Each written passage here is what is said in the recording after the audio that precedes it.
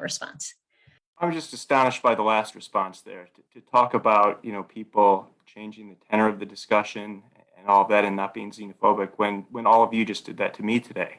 So, it's really pretty reprehensible, Matt. I was really hurt by that, just to be honest. So, yeah, I'll tell you about this program because the residents in the ward came to talk to me about it, and they were really scared.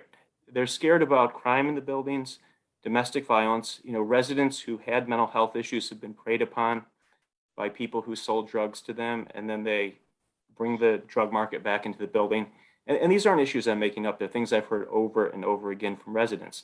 And we really need to reform this program so it serves the residents in the program.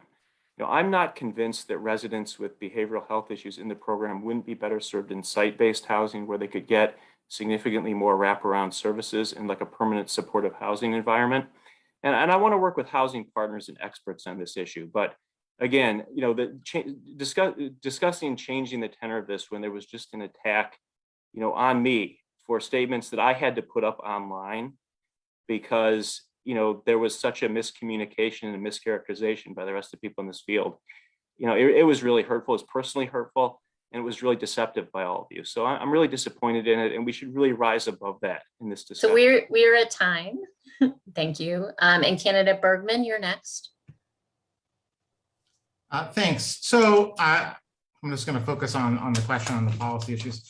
I think Bo touched upon some important issues. So, we need to make sure that there are services and that we're following through on those services when we're talking about specifically the folks who are on using vouchers because they were recently homeless or for whatever reason, not sort of traditional Section 8 voucher holders.